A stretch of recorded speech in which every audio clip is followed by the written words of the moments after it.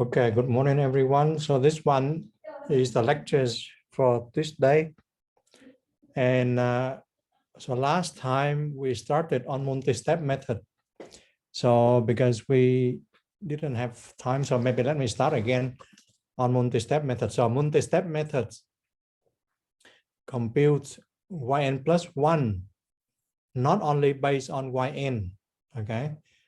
But it's based on yn minus 1, yn minus 2, and so on. So that's why we call it a multi-step method.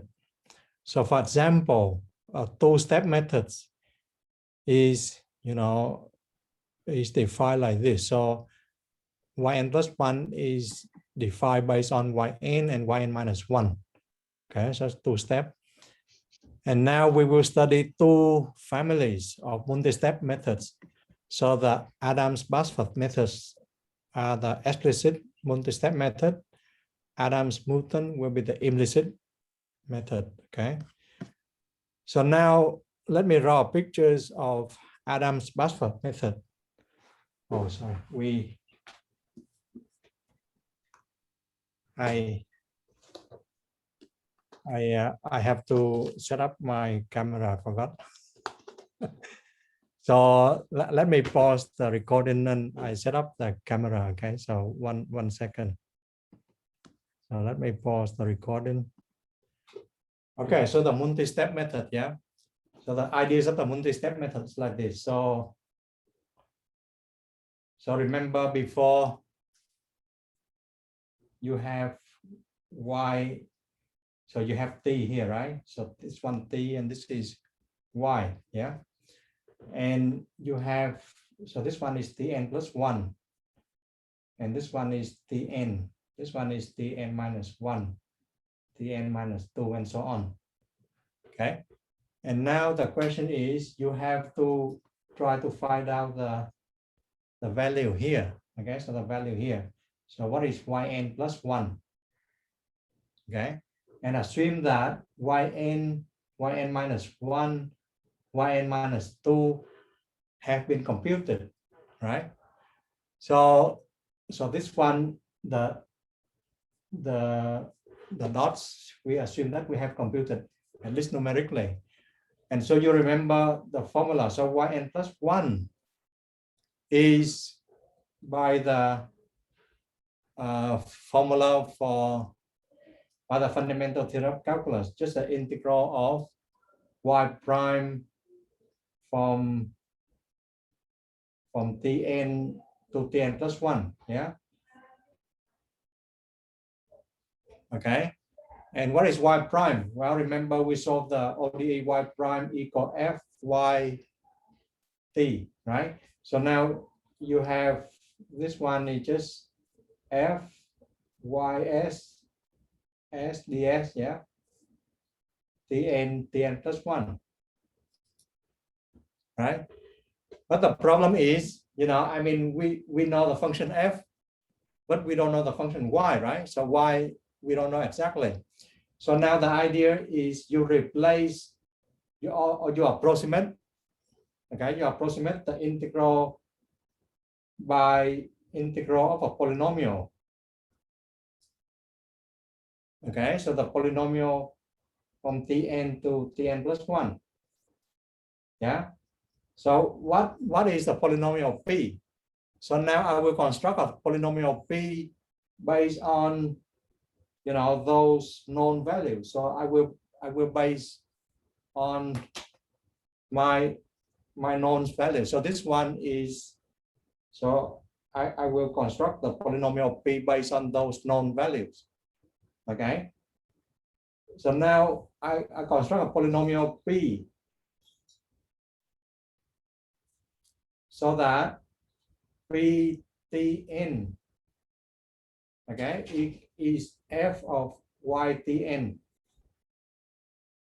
tn, okay, and then ptn minus 1 is f of ytn minus 1, tn minus 1, and so on up to, ptn minus r.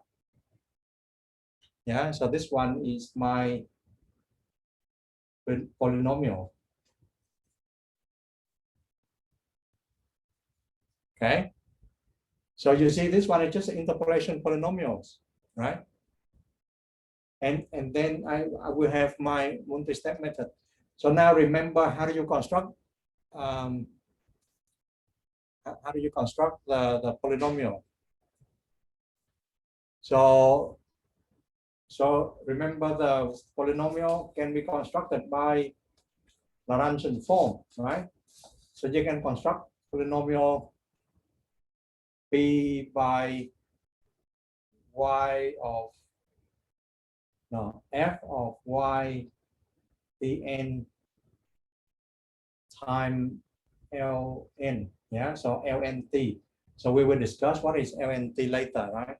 But right now I want to say that this one is just a Lagrange polynomial, okay? And then plus f of y dn minus 1 dn ln minus 1 and so on, right? And up to f of y dn minus r dn minus r ln minus r. Okay. Then then your yn plus 1, yeah, it just equal yn plus integral of dn plus 1. And now I just put in pt, right? So ps ds, yeah, what is just yn plus the f of y dn integral, right? Because I distribute the integrals over the sum, right? So now integral from tn to tn plus 1 and plus dot up to fy dn minus r integral ln minus r ddt dn to tn plus 1. Okay, and this one, it reduces to how do you compute those numbers, right? So those numbers, if you can compute it exactly, then it gives you the Adams-Newton's method. Okay, so let me give you an example. Suppose I have only r equal 2. So what happens if r equal 2? So I did the calculation for r equal 2, and you can see that, for example, if you have r equal 2, right? Then it means that you look up only 2 points, like before tn, so tn minus 1 and tn minus 2, right? And for j equals 0, then ln is just a Lagrange interpolation polynomial with respect to t. So t minus the second and the t minus the third point over the first point minus the second point, first point minus the last point, yeah. So and so on. For j equal 1, then you got ln minus 1 equals like this, and ln minus 2 you got like this. Now, what happens if I make this transformation? If I make this transformation, then t will equal tn plus sh, yeah. And then you plug it in. You plug it in, like suppose I plug in tn. I plug in ln, yeah. Then instead of t, now I replace it by tn plus sh. Okay, so this one is instead of t, I replaced by tn plus sh. And now, remember, now we assume that, in the whole chapter 7, we assume that uniform step size, yeah. So tn minus 2 to tn minus 1, the distance is just h, and tn minus 1 to tn, the distance just h, yeah. So when you plug it in, then you got h plus sh to h plus sh, and then the bottom just h to h, and it cancel out, right? So the h got cancel out, I mean the h square got cancel out, and this function depends only on s, okay, and maybe we denote it by ln star, okay, and you can do the same for ln minus 1. You plug it in, and then you get out something like this. It depends only on s, yeah, and s from 0 to 1. And now what is the general case? What is the general case? So remember the general case. You have so in general, remember now if you go back to interpolation, yeah, we can write down Li, or maybe we can write out Ln minus j. Okay, so j here run from 0 to r. Remember we run from n and n minus 1, n minus 2 up to n minus r. Yeah, is defined to be this general form. So the product of t minus t n minus I, right? So I from 0 to r, I different from j. So you take the product of all the points, yeah, of the form t minus t subscript n minus I, right? But I has to be different from j. And then in the bottom you have t n minus j minus t n minus I. Okay, so this is the general form. So before I just had an example when r equal 2, and you can write out explicitly. Okay. And now if I plug in, so remember the transformation. The transformation is t equal tn plus h, yeah. Oh, sorry, tn plus sh.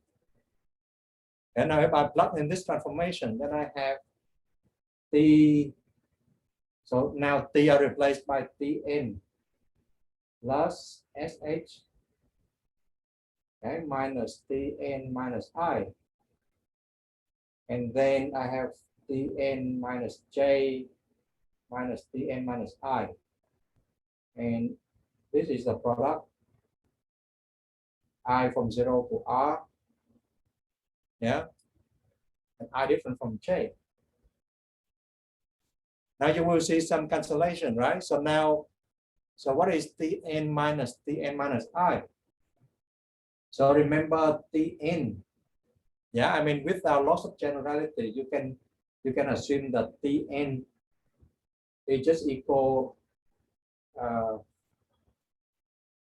I mean you can assume tn.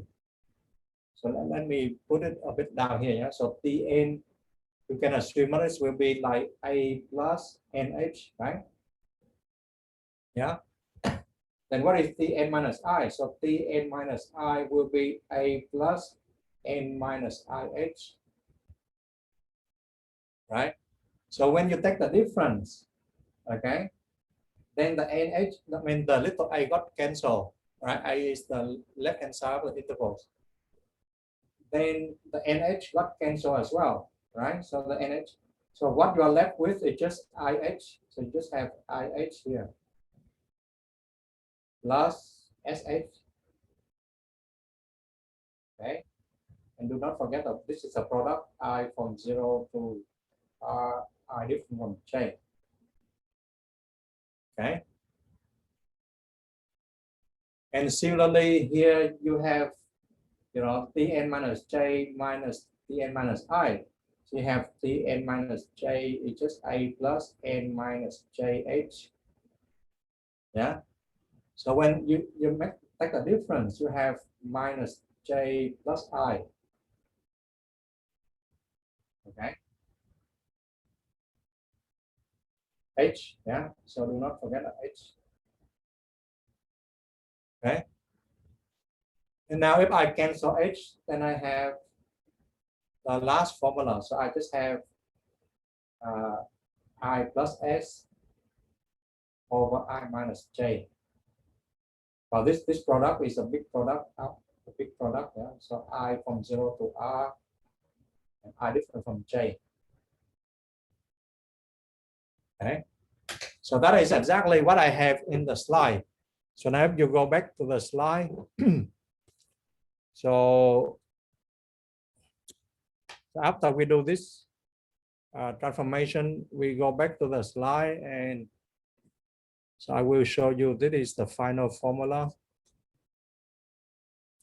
So this one, you know, first we say that we approximate the polynomial by interpolation polynomial, right? So sorry, we approximate the f TYH by a interpolation polynomial, so that the interpolation polynomial at Tn minus j equal f at Tn minus j.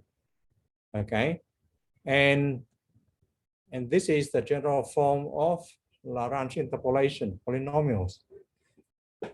And then instead of integral the function f, you integral the polynomial p, right? And the polynomial p can be written like this. So this one just a Lagrange form. And now if you make the transformation, yeah, s equal t minus Tn over h, then what you get for L star n minus j is exactly this formula. So before I just did the explicit computation, but now you can see that it reduced to this formula. Okay. And now how do we jump from here to here? So how do we say that? Okay, I can simplify this into this. Well, so the s plus I, the product of s plus I unchanged, right? I mean, you just take it out, right? But now why we have the bottom part can be reduced to this? Well, I mean, let me write out explicitly, right? So if I write down explicitly, so you have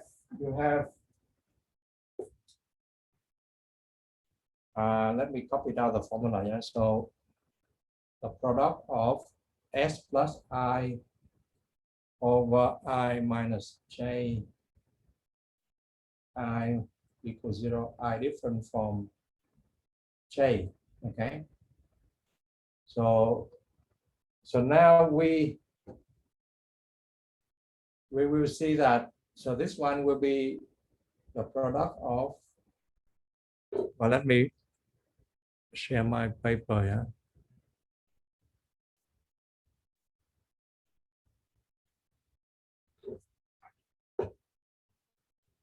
so this one will be the product of s plus I.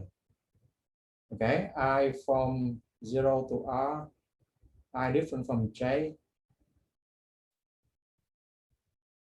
Yeah, divided by the product of I minus j, I from 0 to R, I different from j, right?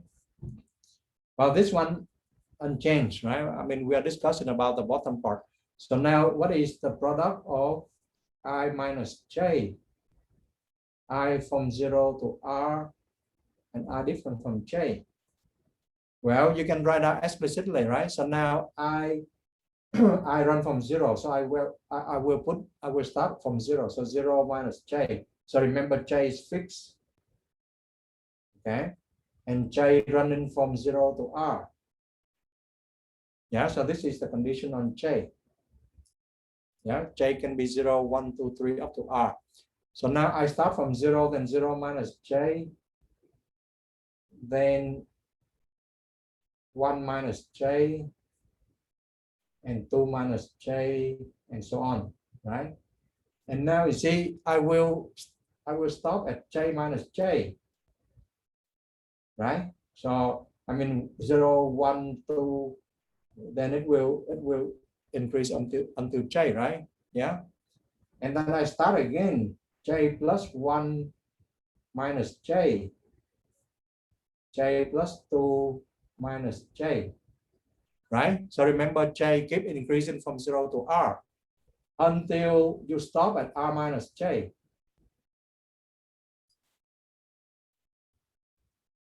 Until you stop at r minus j, right?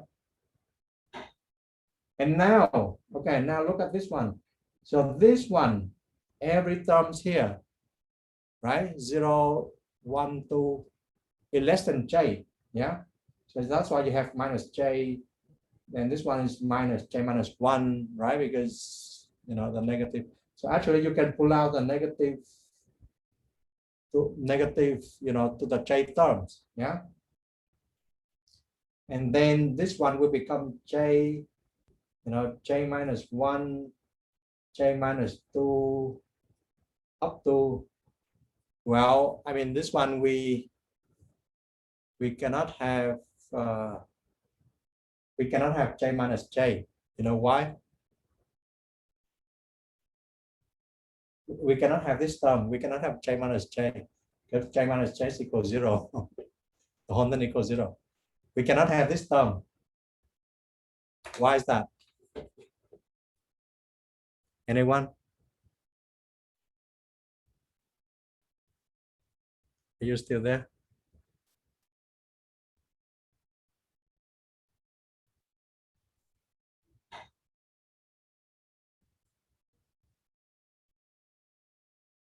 Yeah, the whole product collapse to 0 if I go j. Yeah, but you see, if you look at this one, we forgot this condition. I has to be different from j. Yeah. So then this term doesn't appear in the product. Okay, so we assume that I different from j already. So this term actually is not here. Yeah. Okay, so then we don't have it here. So you stop at only at j minus 1. Yeah. So you stop only at 1. And then you go up again. Yeah. So then this one will become 1, you know, because this one is just 1, right? And then 2, and then 3, up to r minus j. Okay. So then this one will be minus 1 to the j factorial, r minus j factorial. Okay, so you can check by putting some concrete value of I and j. But, you know, I mean, that is the claim. The claim is this one will reduce to this. Yeah. And hence, yes. So now we go back to the slide. Yeah. So the slide will show you that this is exactly what we have in the slide. Yeah. So the at least you kill off one product I minus j. Yeah. So by simplify to this j factorial r minus j factorial, okay, times minus 1 to the j. Yeah. And so now then your methods will be defined once you can compute this integral bj. Yeah, so bj just the integral of this Lagrange function. So suppose we try to do it with AB2. Okay, so let's say let me copy down the formula and we try to derive AB2. So now, so bj will be minus 1 to the j factorial r minus j factorial integral from 0 to 1 product of s plus I ds I from 0 to r I from j. Okay, so now I'm going to use this formula to derive AB2. So what is AB2? So AB2 is just r equal 1, right? Because Tn and Tn minus 1. So it means that r just equal 1. Yeah. So now if we put into this formula, what do we get?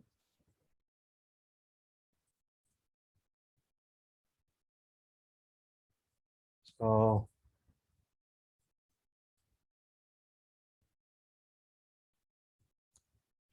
okay, so this is my formula, right?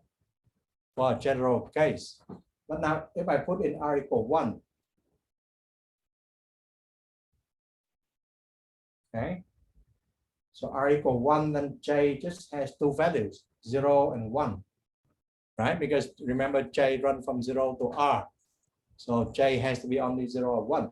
So now you have B0. So J equals 0, it means that B0. So J equals 0. Then you got B0. And B0 will be minus 1 to the 0 over 0 factorial. 1 minus 0 factorial. Okay. An integral from 0 to 1. So now the product, okay, of all these terms. And these S plus I and I has to be different from J. So I cannot be equal 0, right? So then I is just S plus 1, right? Because I cannot be equal 0. And because now you have only one term, right? So then this one will reduce to, so everything raised to the power 0 is 0, 0 factorial is, sorry, everything raised to 0 is 1, 0 factorial is 1, 1 factorial is 1, so the whole thing is 1. Yeah. And then you just have S plus 1 square over 2 from 0 to 1. And you plug it in, so that will be 1/2.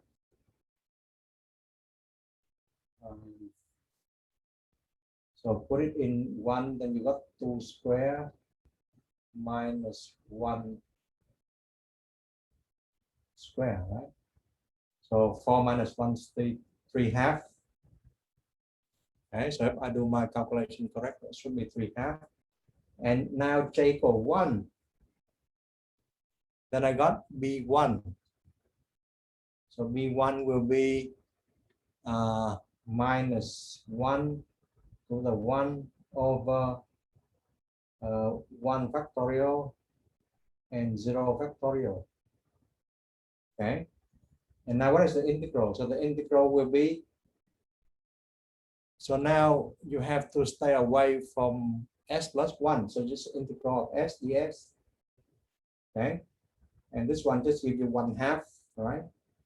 S squared over 2. And put in 1/2, and you got a minus 1/2.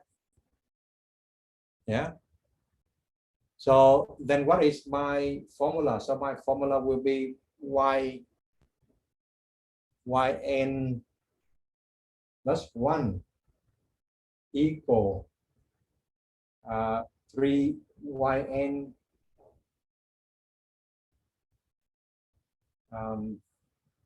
plus now I have to get the formula correctly. Yeah. So now what is the formula? So the formula will be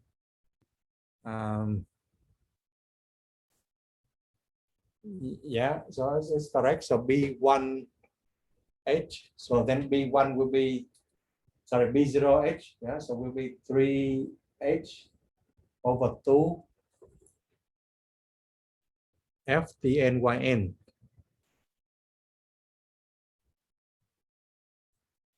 FTNYN. Yeah. And then minus H over 2. So this 3/2 come from here, okay? And this minus 1/2 come from here. So minus, then you got Tn minus 1, Yn minus 1. Okay, so this is the method for R equal 1. Yeah. So that exactly the case we have in the slide. Okay, so AB2, so that's meant R equal 2. And you see your B0 just 3/2, right? Remember you compare with this one. So B0, the N, Yn, so you got 3/2, yes. In our case, B1 is just minus 1/2, so plug it in. So we got AB2 methods. Yeah. And you can do the same to get AB3, AB4, and so on. So those numbers are not a magic numbers. It's just the integral of this formula. Okay. So everything is clear, yeah. And now, you know, when r equals 0, then you just have the Euler method. So if you put in r equals 0, then you get exactly Euler method. Okay. When r equal 1, 2, 3, so we did the r equal 1 already. So 2 and 3 exercise for you, but it's just the integral of those terms. Okay. And now, why do we do this? Multi-step methods. Well, I mean, if you have the r+1 step methods, then the order of conversion of the errors could be OH to the r+1, right? So essentially, you can have any order you want, right? By looking back r+1 step. And so in the following, we prove the results for r equal 1. So r equal 1 is been the AB2 methods. So for AB2 methods, we can prove that the local truncation errors. So remember, local truncation errors will give you the order of conversion of the method, right? So this one, if we prove that the local truncation errors is order OH square, then the method has order of conversion OH square, okay? And you can prove it by Taylor expansion again, yeah? So remember, by Taylor expansion, you have y tn plus h minus yt divided by h by given by this formula. So you expand it around t, right? And then you rearrange it, then you get this formula 29, yeah? Then for the next part, for the next part in the local truncation errors, you know, you just use the fact that f is so local truncation errors is defined like this. Yeah, so this has two parts. Yeah, so the first part is this yt plus h minus yt over h, and the second part is this sum of f t minus j. Yeah. So for the second part, so remember, you can use the Taylor expansion for y prime. Yeah. So because f, remember, f is just y prime by the ODE. Yeah. So if you use the Taylor expansion for y prime, then, you know, I mean, you get out this formula. Yeah, you simplify it. And then the 29 is the first part of local truncation errors.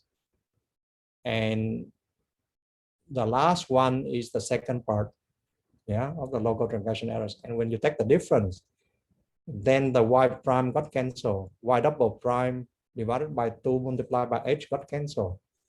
And then you just have a method of order OH square. Okay.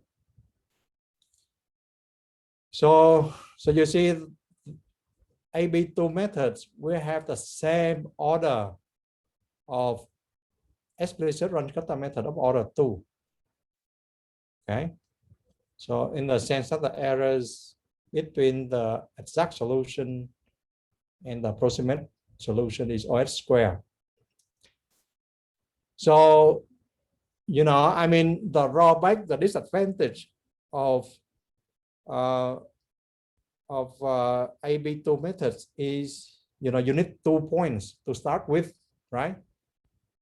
Because, you know, you cannot start with y1 because y0 is given, but y1 is not given, right? So you cannot start until you got y1. And then you can use, you know, explicit Runge-Kutta method to complete y1. Yeah. And then after that, you use AB2 method, right? Because if you look at this formula, You know, like you cannot start at n equals 0, right? So n equals 0, then this one just minus 1. It doesn't make sense. You have to start at n equal 1, right? So n equal 1, then this one just y0. So therefore, y1 has to be computed by other methods. And in this case, then we just use the Scatter method order 2. Okay. And now if you implement the method AB2, okay, and then you compute the errors table, and you can see that the order conversion is, you know, like when you decrease h, you get close to 2, right? 1.98 is close to 2, right? So now, how do you show that the AB3 has local truncation OH group? Well, so this one we can go back to the formula and try to work it out. Yeah. So suppose I go back to the formula.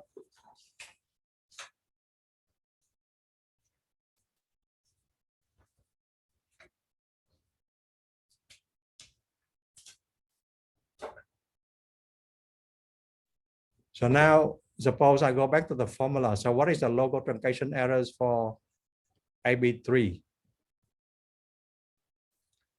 Yeah.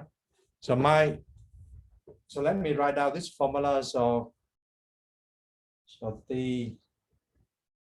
AB3, yeah. So you got y t plus h minus yt over h minus, so you have to go back to get the coefficient for AB3. So AB3 right here. Yeah, so 23 over 12 h f t n y n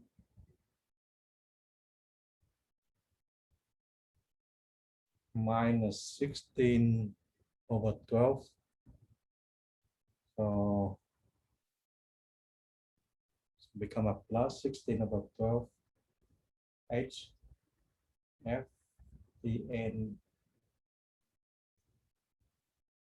So plus 16 over 12 f t n minus 1 y n minus 1.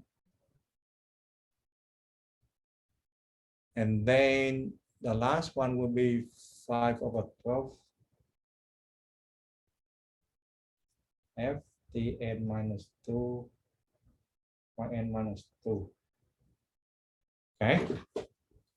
So now I will show you the one I have here.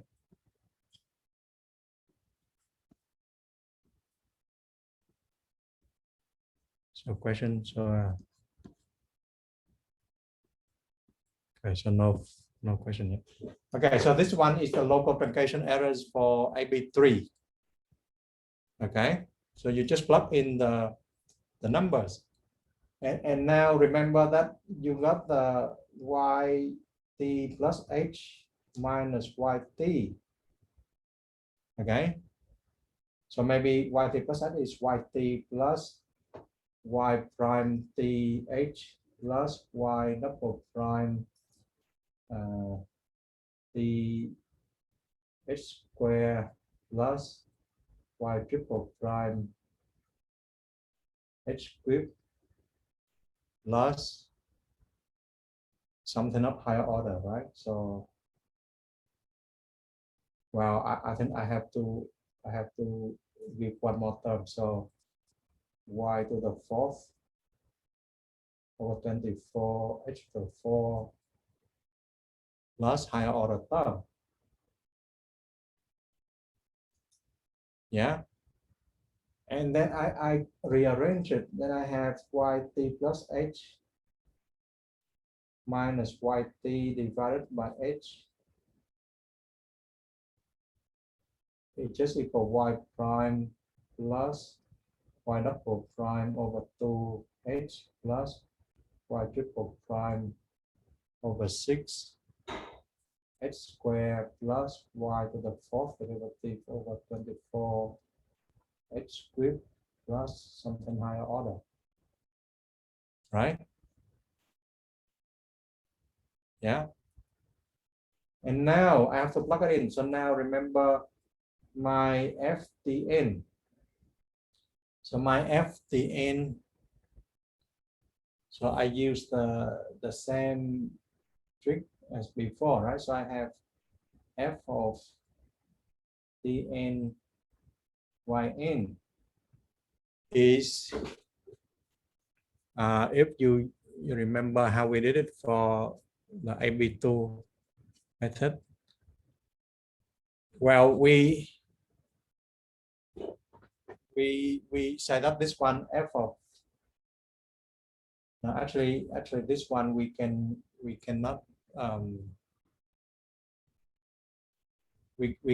cannot put in the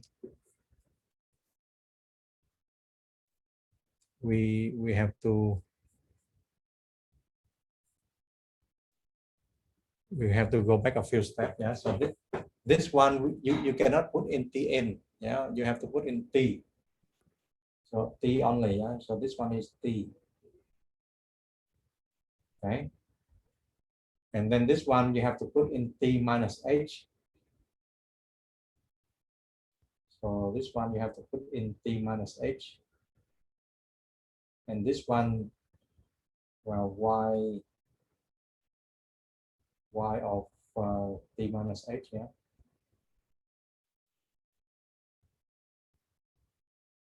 Okay, and this one you have to put in T minus 2H. Okay, and this one is y T minus 2H. Okay, otherwise it doesn't make sense, right? Because here we have T and here we have Tn. So Tn is T and Tn minus 1 is just T minus H. Tn minus 2H is just T minus 2H again, yeah. And now we have to use the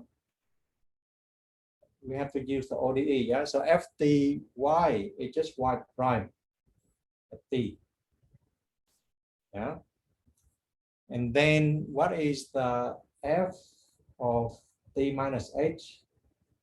Y T minus H? Well, it will be y prime at T minus H, right? And this one you can use Taylor expansion to say that this one is just y prime T plus or become minus, yeah, y prime, y double prime minus H, because there's a minus H here, plus y triple prime over 2 H squared, right? Plus, or maybe minus, yeah, minus y to the fourth divided by 6 H cubed, yeah, and plus something of higher order. We just worry about H cubed because we want to show that it's going down as H cubed, yeah. And then you have the same thing for T minus 2H, y T minus 2H, yeah. And this one will be y prime at T minus 2H. And this one will be y prime. So by Taylor expansion again. So you got y prime, y double prime minus 2H plus y triple prime over 2H squared, right? And minus y to the fourth over 6 2H cubed plus something of higher order. Okay, so now I want you to pay attention to the coefficient. Yeah, so now what we have is y prime. So look at the y prime here. So let me get my other color pen. Yeah, so suppose I have to get another color pen.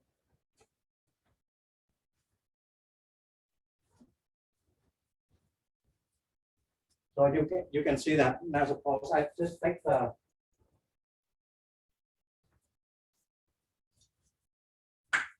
I just take the y prime, the red pen, yeah. So this one is my y prime, yeah, y prime. Okay. And here I got y prime. Here I got y prime as well, yeah. So y prime here. This is y prime. Okay. So the first one, yeah. So the first one will be y prime. So now remember the local truncation errors. It defined to be like this. Okay. So if you take the y prime, then so this is capital T, yeah. Then the common factor for y prime will be 1 minus. So 1 is for the for this term, yeah. And then for the second term, you have minus.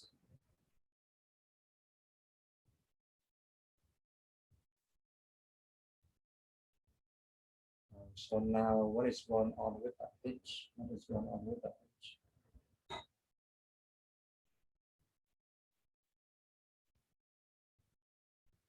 Because we don't want to multiply with h, yeah.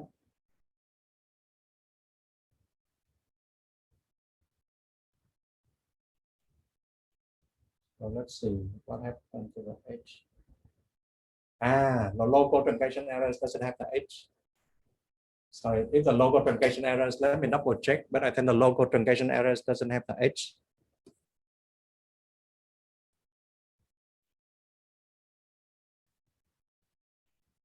Yeah, local truncation errors, there's no h in the expression. Okay, so if you go back, we cannot have a h here. So the h here goes away. Yeah? So there's no h here. Okay, so if you check, there's no h here. Because we divided by h here already. So then this one, there's no h. Okay. So now I'm going back. Yeah. So now I have minus 23 over 12. So minus 23 over 12. Okay. So minus 23 over 12. Plus 16 over 12. Plus 16 over 12. Okay. Then minus 5 over 12. Then minus 5 over 12. Okay, so you can see that this one will be, the common term, yeah. So it will be 12, then 12 minus 23 plus 16 minus 5. Okay, so 12 plus 16 is 28, 23 plus 5, 28, so the whole thing just equals 0. Okay, so the y prime goes away. Yeah, and the y prime goes away. And now how about the y double prime? So now you have to do some calculation here. Yeah. So now the y double prime, then, well, for the first one, we have 1/2. Okay. So for this one, we have 1/2. Got 1/2 here. And then after that, you got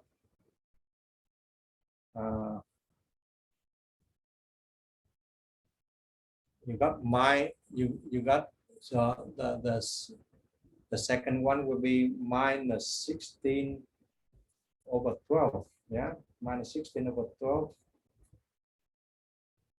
And then the next one, so 16 over 12, so that, no, that's correct. Yeah, minus 16 over 12. Yeah, for the next one. And the last one will be plus 10 over 12. Okay. And now you can see that this one becomes 6 over 12. right? So 6 plus 10, 16, and minus 16. So this one goes away as well. So the y double prime goes away. Yeah, and the y double prime is with respect to h. Yeah, so with respect to h goes away. Okay, so a bit tedious, yeah, but at the end of the day, so this one is y prime multiplied with h, yeah. So y prime multiplied with h goes away. Okay, and now if I'm done with h squared, then I'm done. Then the remaining is just h squared, right? So now let me try one more for the next term. Yeah, so for the next term you have a big bracket here, y triple prime h squared.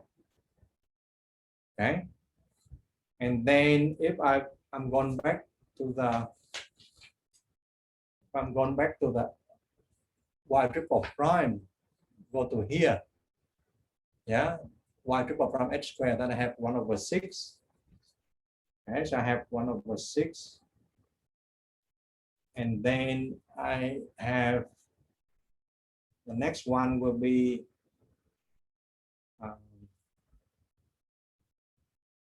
16 over 24. Okay, so will be 16 over 24. 16 over 24. Okay, and then the last one will be minus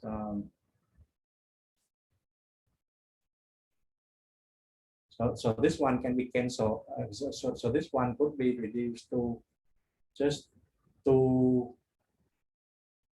y triple prime h squared, right? Yeah. So the last one will be plus 2 minus 5/12. Okay. So if you look carefully, yeah. So because this one is just 4 divided by 2, just 2, right? And now let me try to compute this one. So this one will be like 24, and then you got 4 plus 16 minus 20. So equals 0, right? So the whole thing equals 0. So then the t, the local truncation errors, only has the term of order OH squared. Okay, so and plus some higher order term, I don't have to worry a lot.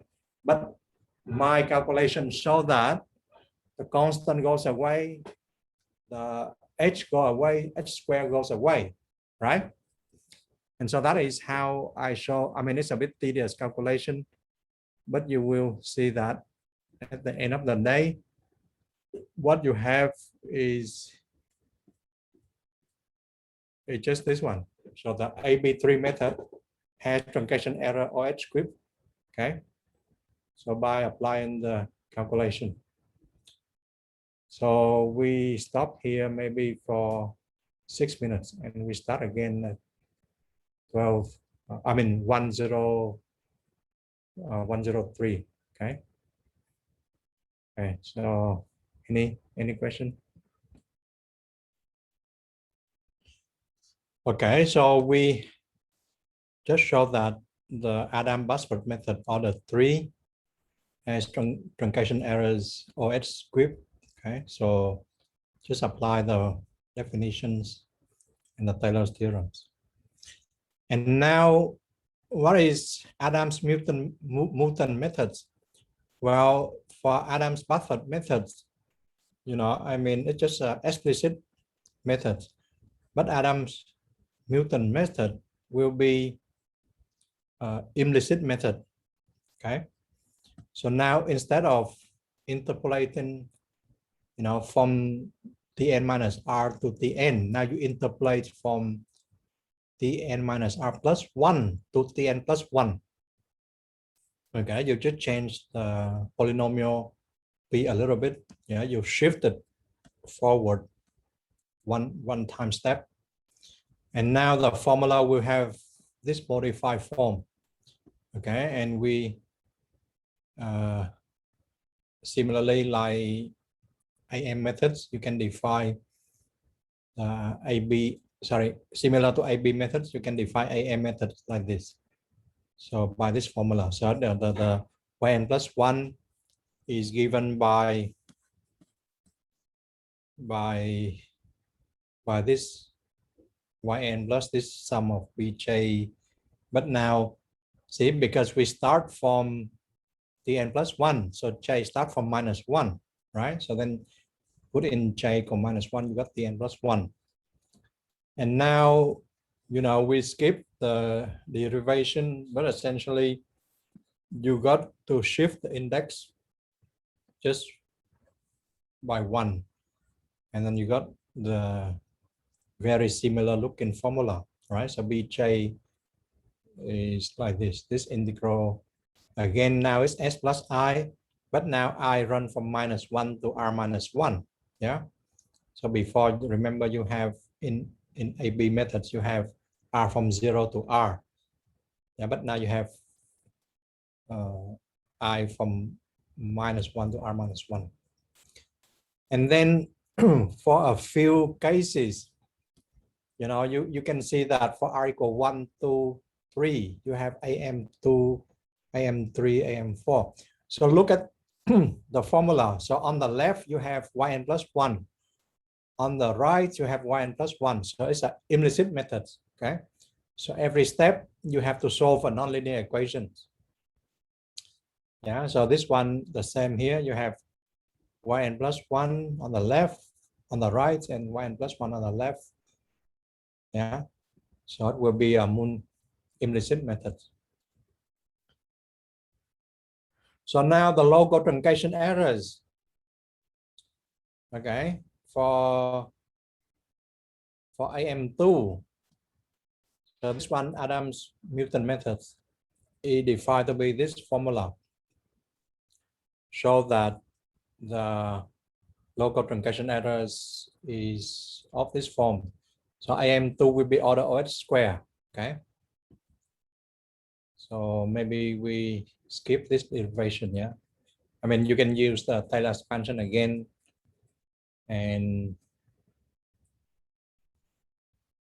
so now in the case that when you have F is of the form AY plus B, yeah, then you can solve yn plus 1 directly. Okay. So what do I mean by this? So now suppose you got AB2. So AB2 is, well, I think this should be AM2, right? So AM2, not AB2, is a typo. So why do we have this? So let me go back to AM2. So AM2, okay, so you got AM2 is this, yeah? Let me copy it down.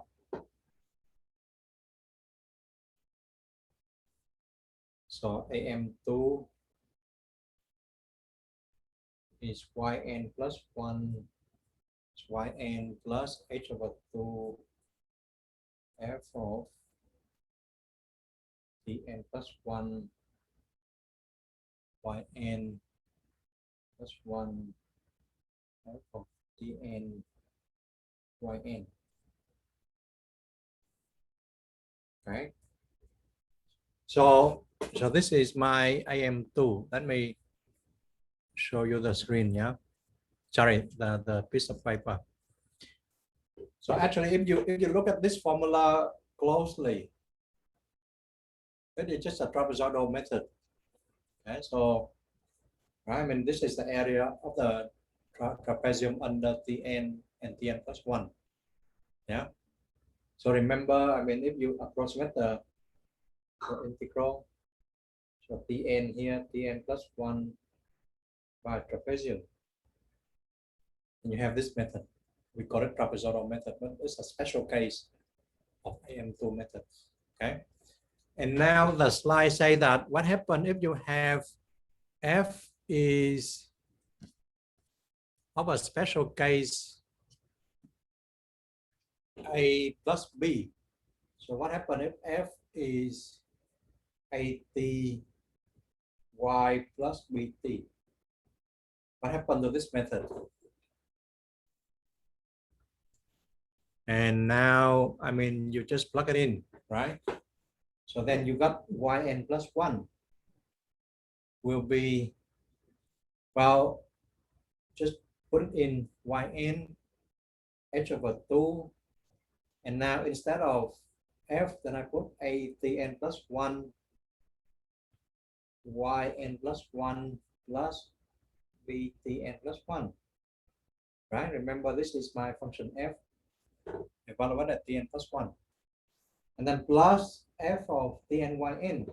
So I just plus a tn yn plus b tn. Right? Because this is f at the end. And now you see yn plus 1 on the left and yn plus 1 on the right. But because this is just a linear equations, you can just rearrange it, right? I mean, if it's non-linear, then you have to use a lot of sophisticated methods. But in this case, everything linear, so you can use a piece of paper and you rearrange it. So you got yn plus 1 minus h over 2 atn plus 1 yn plus 1. And then on the right, you got yn plus h over 2 btn plus 1 plus atn yn plus btn. Yeah, so I just rearrange it a little bit. And now you can see that yn plus 1 can be given explicitly, right? By this calculation, you can write down explicitly, yeah? So 1 minus h over 2 atn plus 1 inverse, right? Then you can combine the terms here. So 1 plus a dn yn plus and I forgot the h over 2. So this one should be the whole thing here. Yeah. So then this one should be atn h over 2, yeah. Okay, so then you have h over 2 btn plus btn plus 1. So essentially, in this case, you can solve exactly for yn plus 1. Okay, and you can write out explicitly yn plus 1. You don't have to do any fancy f solve or fixed point duration or Newton method. You know, I mean, this one you can solve it explicitly. Okay, and but this case is only when f is a linear of the form ay plus b. So that is what it say here in the slide. Yeah. Okay, so in this case you can solve directly to get yn plus 1. But in general, it's not easy, right? In general, for a general function f, you have to solve a nonlinear equations. Yeah. And so that is, I mean, the motivation for another types of method called predictor-corrector methods. So predictor and corrector method is when you have a implicit method, yeah, and first you compute a predicted value, and then you use it at the, you know, like predicted value, and you correct it, yeah. Then for example, you know, in the AM2 method, because you don't know yn plus 1, right? So, and you don't want to solve it exactly, yeah, then maybe you just make a prediction. Okay, so prediction is just some guess for yn plus 1, right? So you can use other methods to come up with a prediction, and you put it back in the AM2, and you have a better approximation. And they call it a predictor-corrector methods. And so this one, they call it PC2, predictor-corrector methods of order 2.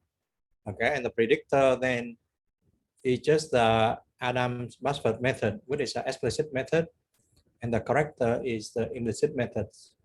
Okay, so this one is another predictor-corrector methods of order 4.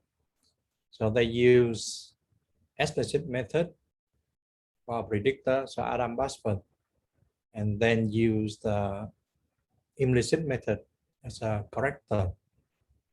Okay.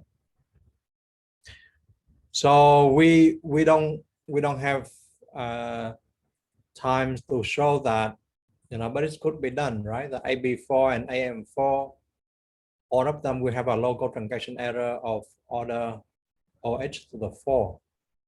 Yeah, and therefore it's the 4th order accurate. So now you can say that, okay, so you study Runge-Kutta method of order 4, right? So it's order 4. So now why do we need the predictor-corrector order 4? Well, you compare it in the predictor-corrector methods. You know, you have to compute psi of order 4. Yeah. Then you have to compute Tn minus 1, Tn f at Tn minus 1, f at Tn minus 2, and f at Tn minus 3. Okay, so you have just to compute it from the previous step, you know, three values. But in the Runge-Kutta method order 4, you need only at time Tn only, right? But still, you need to evaluate 4 special values at Tn, or actually Tn plus h over 2 as well. Yeah, you have to compute the xi1, xi2, xi3, xi4, right? So with some formula. So you see, so the disadvantage of predictor-corrector 4 of order 4 is you have to use different methods to come up with a starting value, y1, y2, and y3. Okay, so then, you know, they say that, okay, you can use explicit method like Runge-Kutta method order 4 in order to come up with a good prediction. Yeah.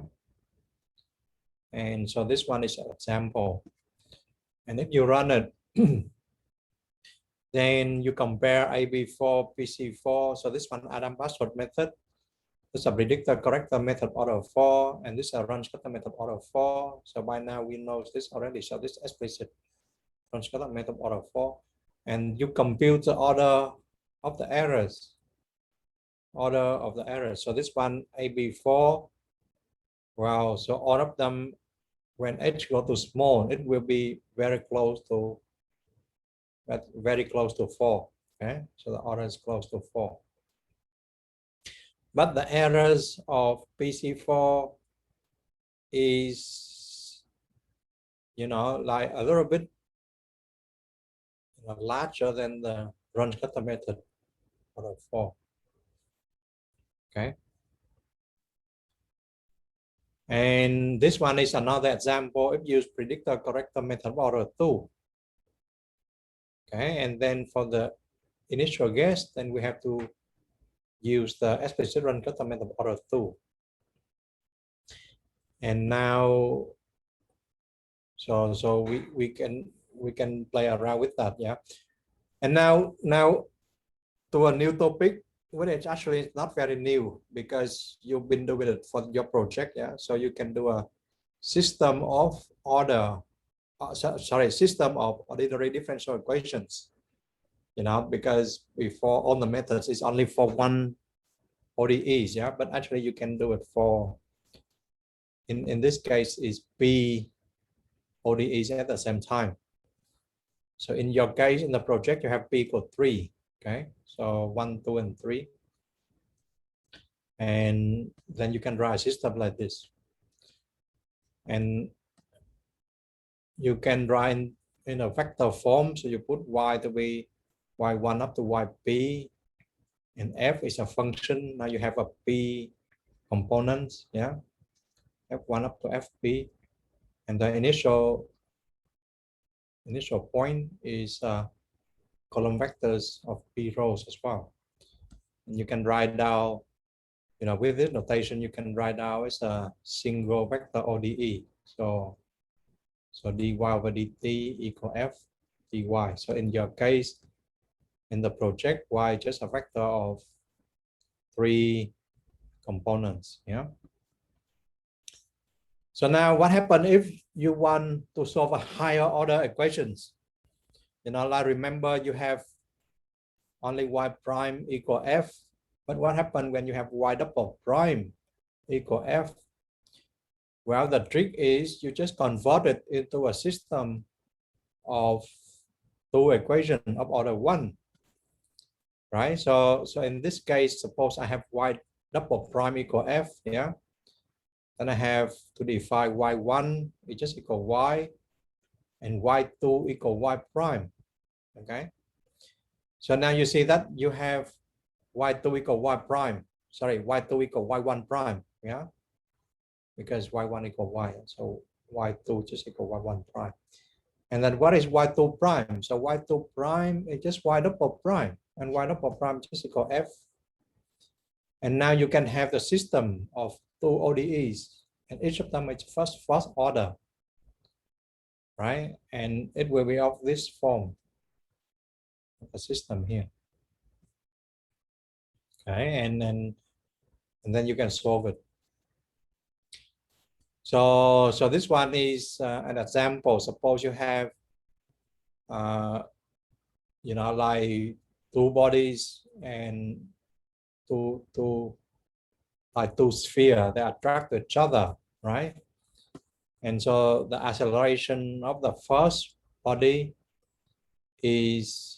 depends on the, you know, the displacement of the first body over the distance between the 2 bodies to the cube. So this one you can think of like 2 electric charge. They interact with each other.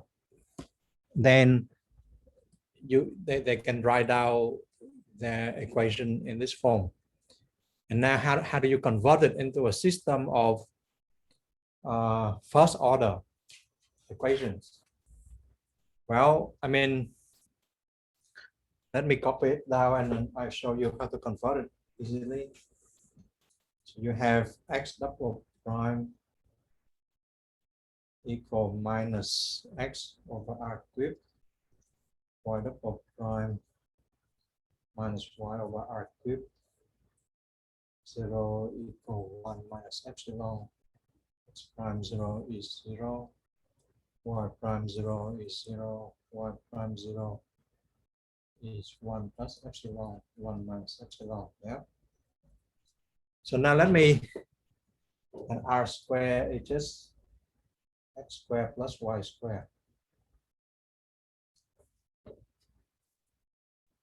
So let me share the piece of paper.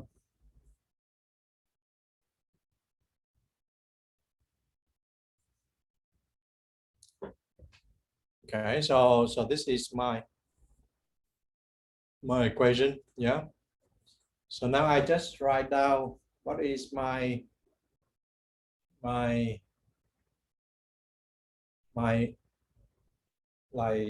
new variable. So maybe I just write z1 to be x.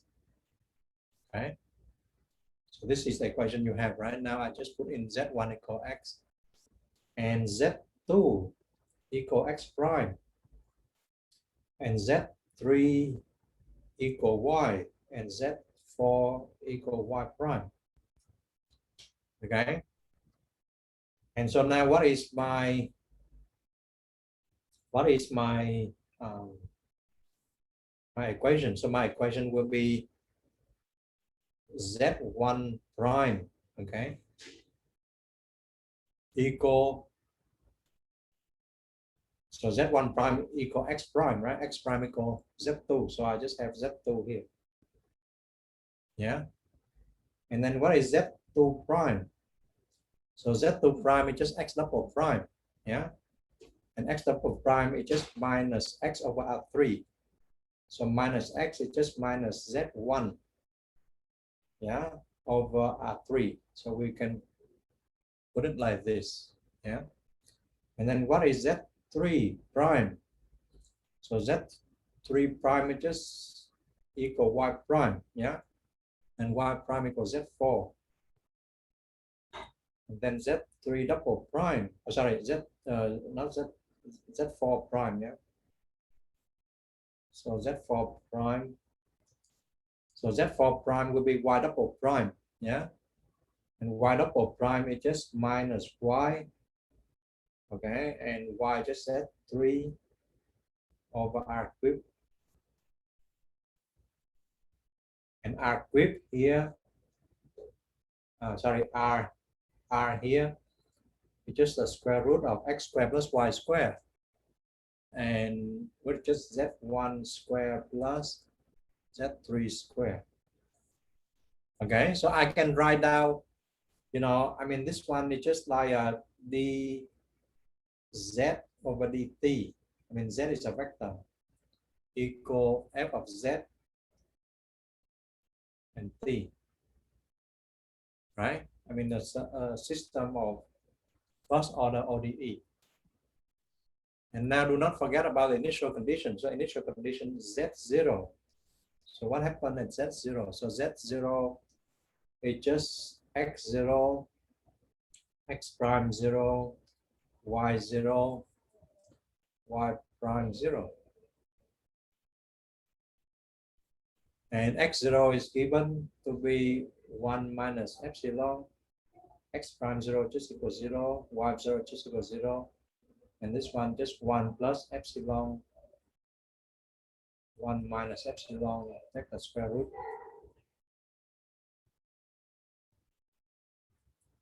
Okay, so this is my Z0, the initial condition. Okay. So you just introduce a new variable Z. Okay, and then you can write down the two ODEs of the second order. Now become a system of 4 ODEs of the first order. Okay.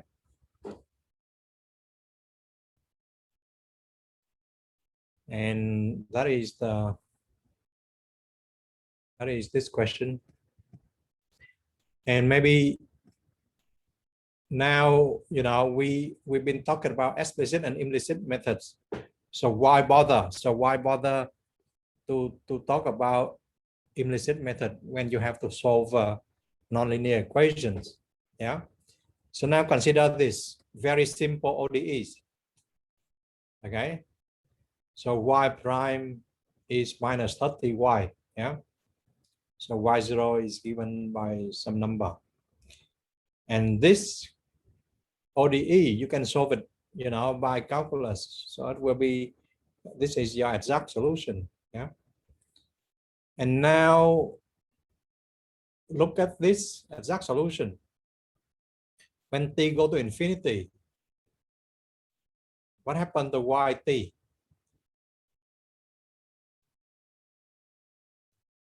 So what happened to yt if t go to infinity?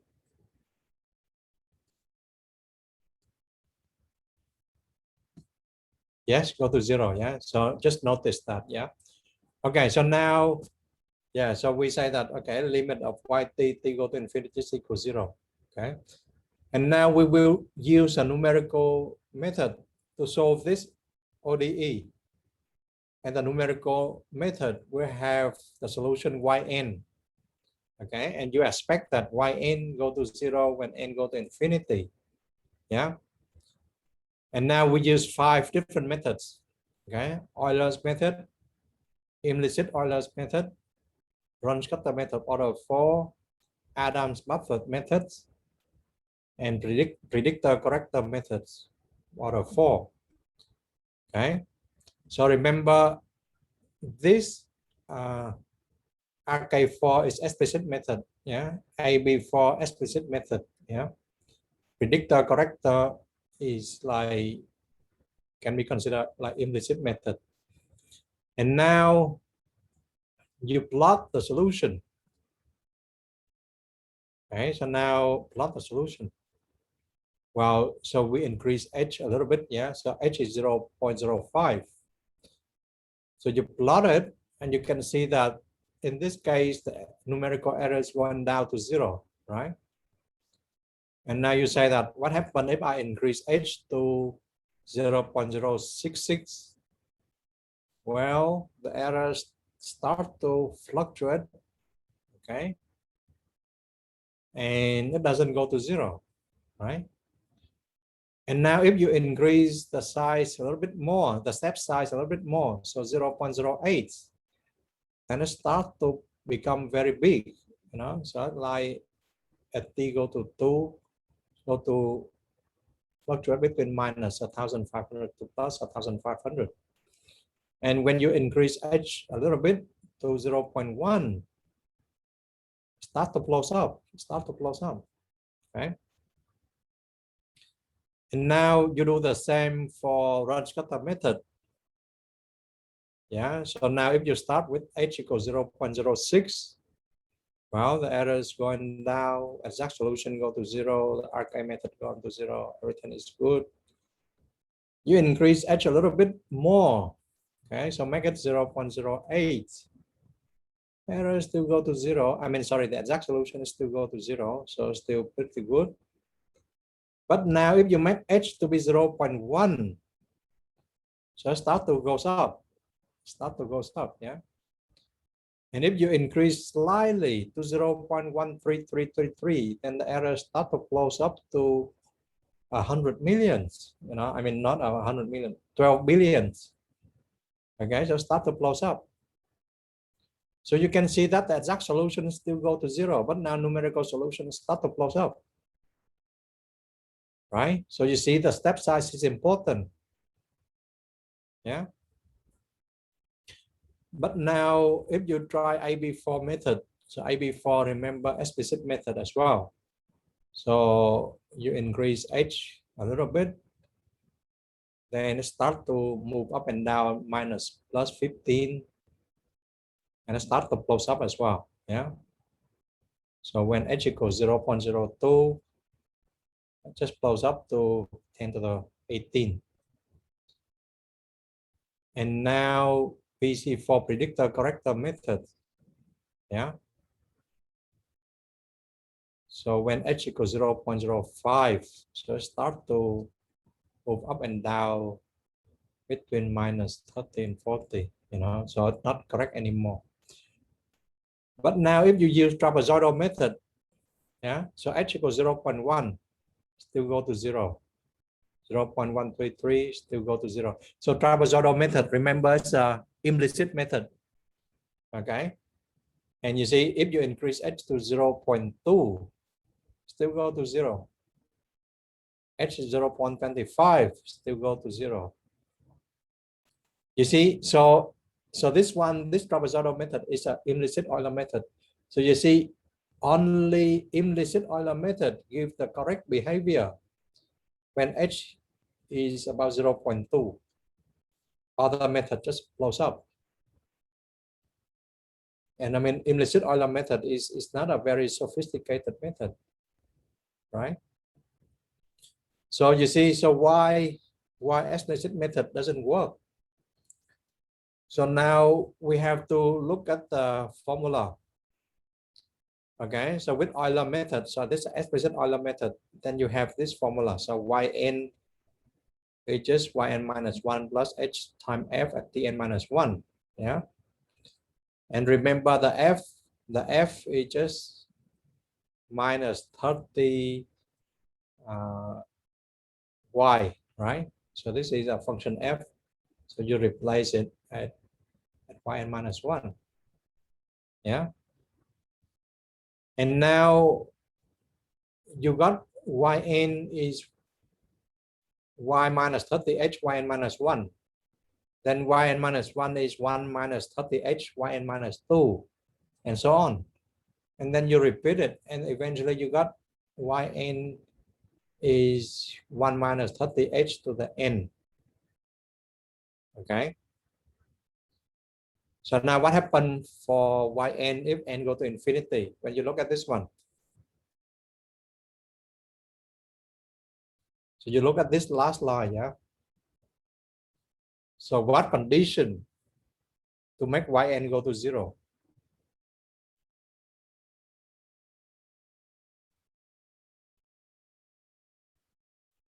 So what condition?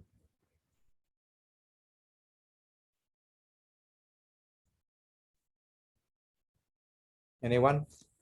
So you see the last equation here, yeah? So yn is 1 minus 30h to the n. So y0 is a fixed number. And now what condition on h? So that when I take a limit, when n go to infinity, this one has to go to 0. So what condition?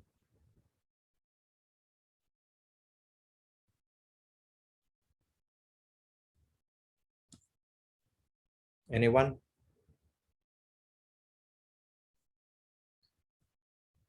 Well, h is 1 over 30 is a stream. Then you just got 0, but actually you can have a little bit more. So when h is 1 over 30, then this one exactly equals 0. But I just want the limit when n go to infinity is 0.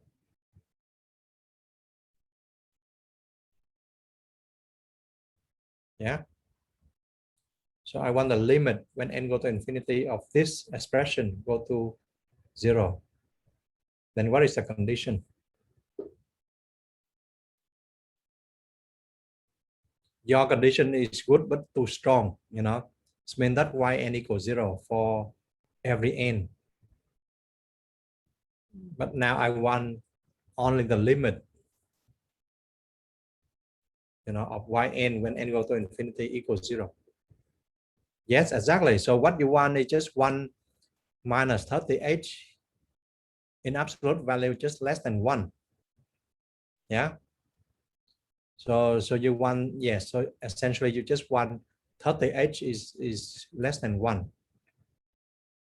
Yeah. So and then you have the condition h is just less than 1 over 30. Okay, so the condition will be h less than 1 over 30. Then we have the limit to just equal 0. Okay. So now, yeah, so this one is actually we can make it a little bit so in your condition actually you want this less than 1. Yeah, but actually we can make the whole thing less than 1. So now then if you solve for this, then so okay, so let me make it a little bit clearer. So we have this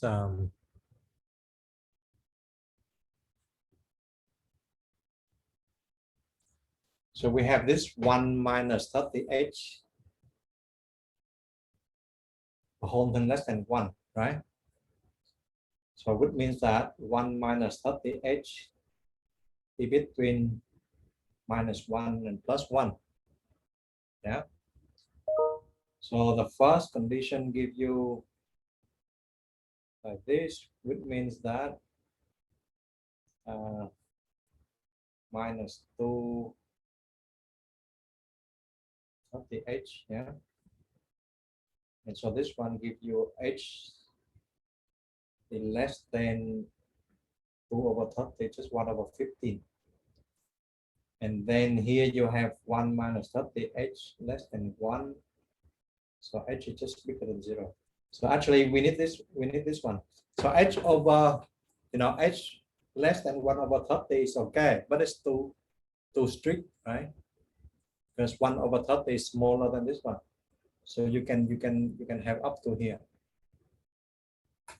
Right? So that is what we have in the slide. Yeah? So you just need h to be less than 1/15, and h is bigger than 0 is already. But now what happens if the h is bigger than 1/15? Well, if h bigger than 1/15, then the sequence tends to infinity, right? Because, I mean, if you take a number bigger than 1 raised to the power n, then it just go to infinity. So now what happened to implicit Euler method? Okay, so implicit Euler method, then, yn is yn plus 1 plus this one. So this is the area under the trapezium, yeah? And f is minus 30y, so you just replace f by minus 30 yn here. And this one f at yn minus 1, so you replace by minus yn minus 1 here. And you rearrange it, then you got yn is this number, right? Times yn minus 1. And, you repeat it, and you can see that. So what happens to the limit when n go to infinity? So what is the limit of yn in this case? 0, yeah, because 1 minus something positive over 1 plus something positive is always less than 1, right? And you take something less than 1 in absolute value, you take raised to the power n. This becomes smaller, smaller, smaller, and just go to 0. Okay, so that's why, you can see that implicit Euler method in this case always work. Yeah, so always go to 0. And other explicit method just blows up. Well, when you put h is a bit bigger than 1/15. Yeah, and I mean, if you choose h is too big, then error is too big, but still stable. So you see, what is a stiff equation? So stiff equation is an equation that when you reduce the step size, yeah, then, I mean, if you just increase the step size based on a certain threshold, then it becomes unstable. Then we call it a stiff equation. So what do we see? What type of equation will be a stiff equation? So one equation is of this form. So y prime equal lambda y plus g. Okay. So in the special case, you just have g just equals 0 and lambda is minus 30. Okay. But in general, lambda can be a complex number, yeah, with a very big negative real part. Yeah. So, and then if you have a system, then on the left you have y prime, yeah, and on the right you have a matrix ay plus some function g, yeah. And if you consider the eigenvalues of the matrix A, okay, and if a real part is very negative, then the equation is stiff.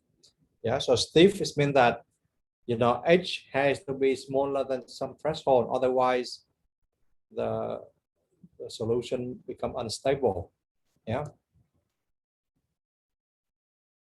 And if for a general function, yeah, y prime equal f vector f here, then first you compute the Jacobian. And if the Jacobian has negative real part eigenvalues, then it's very stiff as well. So usually, you know, you just test the equation with y prime equal lambda y, and you take lambda is a negative number, okay, big negative number. So in our case, lambda is minus 30. It's just a real number, yeah.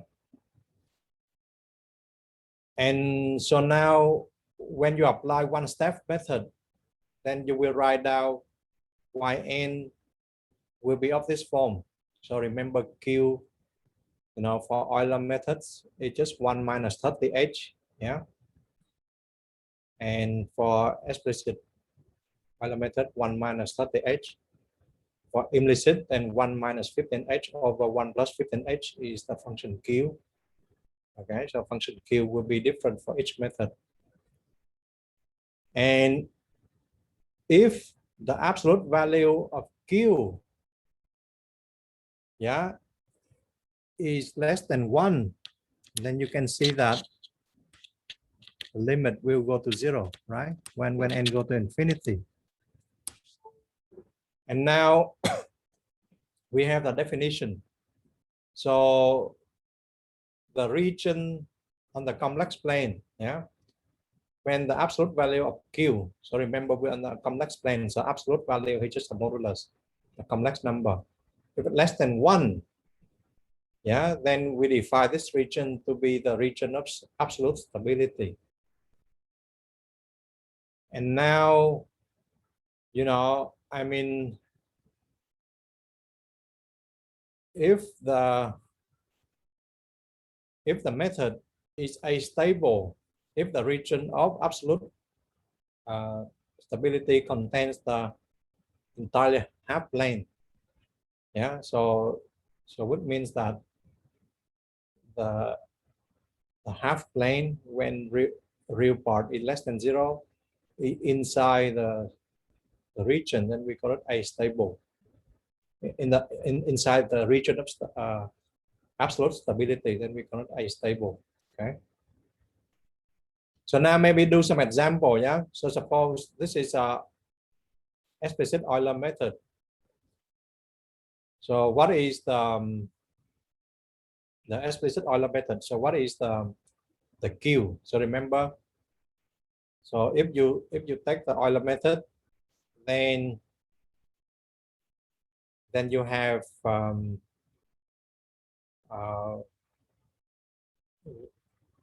so how do I get this one? So let me share the slide. Sorry, let me share the piece of paper. Yeah.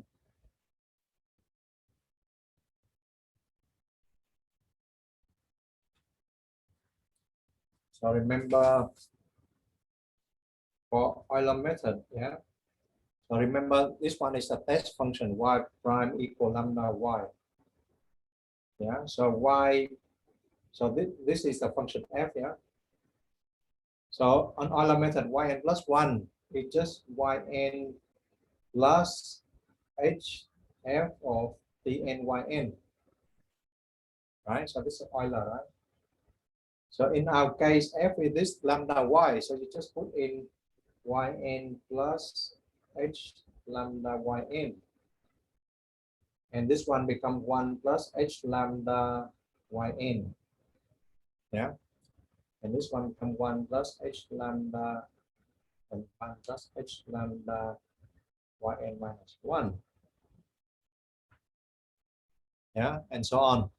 So initially, and if you repeat the process, then, you know, I mean, it will be y plus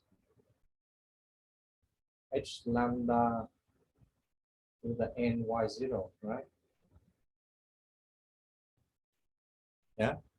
But now we just focus on the first step. Yeah, the first step Now if I label this to be Z, okay, Z to be H lambda, then yn plus 1 is just equal qz yn, and qz is just 1 plus z. Yeah.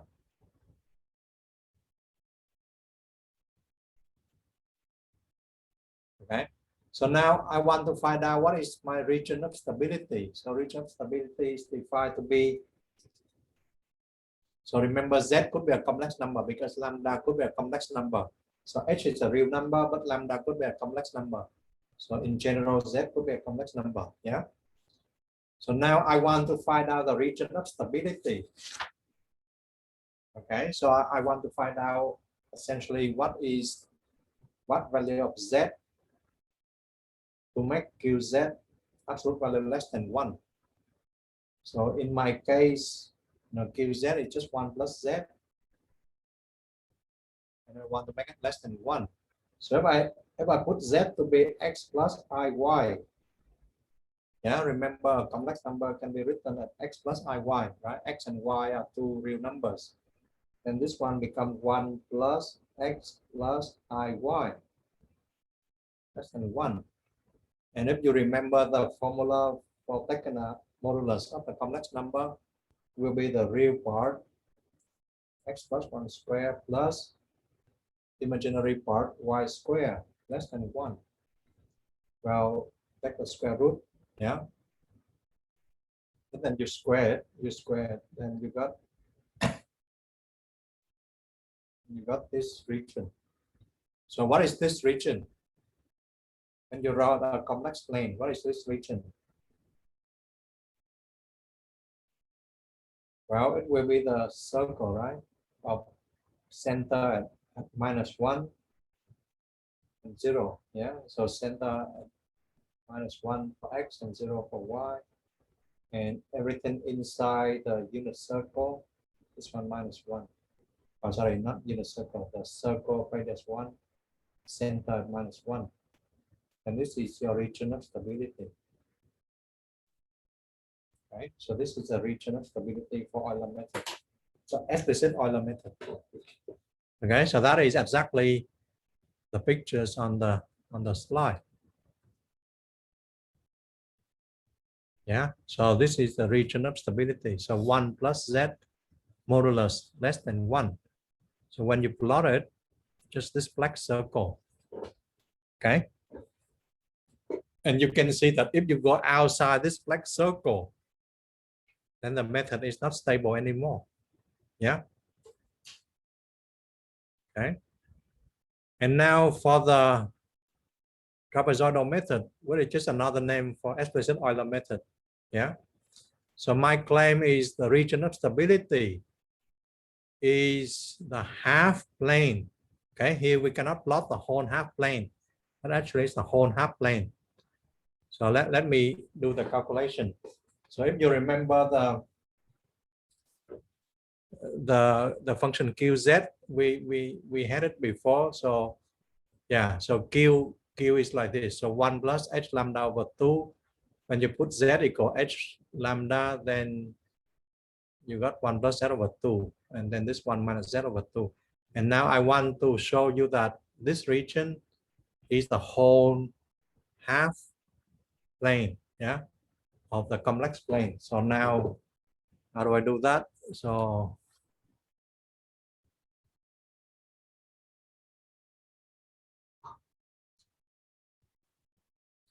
now what I want is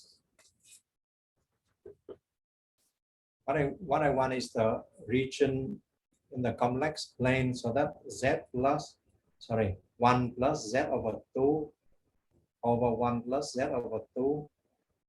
Sorry, 1 minus, yeah. So 1 minus. So I want this one less than 1, right? So let me double check. Now 1 plus z over 2. And this one 1 minus z over 2. Okay, so I want to find the region that satisfies this condition. And now you can see that I can multiply, I can cross multiply. So I got 1 plus z over 2 modulus less than 1 minus z over 2, right? And you can square it because it's positive, so I can square it as well. Okay. And then you see now 1 plus, so this one 1/2 x plus iy, everything square. And on the right you have 1 minus 1/2 x plus iy. So remember, z is a complex number of the form x plus iy. Okay. And now using the formula for the modulus, then you just have 1 plus x over 2 square. Yeah, the real part is 1 plus x over 2 plus y square.